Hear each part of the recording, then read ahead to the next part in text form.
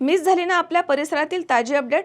अहो मग आजच C24 तास या आपल्या यूट्यूब चॅनलला लाईक करा, शेअर करा, सबस्क्राईब करा आणि बेल आयकॉनवरती क्लिक करायला अजिबात विसरू नका। नांदेड जिल्ह्यामधील तालुका लोहा शहरामधील शिक्षक कॉलनी परिसरामध्ये पतीनं गावठी कट्ट्यामधनं गोळीबार करून पत्नीचा खून करण्याचा प्रयत्न केल्याची धक्कादायक घटना घडली आहे। या प्रकरणी लोहा पोलीस ठाण्यामध्ये गुन्हा दाखल झालाय। अर्चना विशाल जाधव यांनी दिलेल्या फिर्यादीवरून 6 जुलै रोजी रात्री 10:30 ते 11च्या सुमारास आरोपी पती विशाल सुरेश जाधव यानं चारित्र्याचा संशय घेत वाद घालत पत्नीला लाथाबुक्क्यांनी मारहाण केली आणि त्याच्याकडील गावठी कट्ट्यामधनं गोळीबार करून जीवे मारण्याचा प्रयत्न केला। तब्बल 3 गोळ्या झाडल्याचे तक्रारीमध्ये नमूद करण्यात आलं।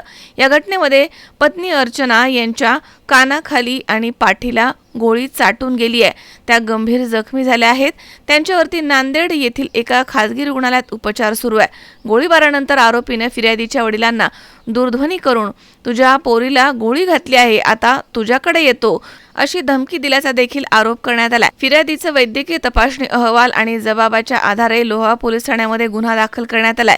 आरोपी पती विशाल हा मूळ गांधीनगर तालुका मुखेड येथील रहिवासी आहे। तो गुन्हेगारी प्रवृत्तीचा असल्याचं सांगितलं जात आहे।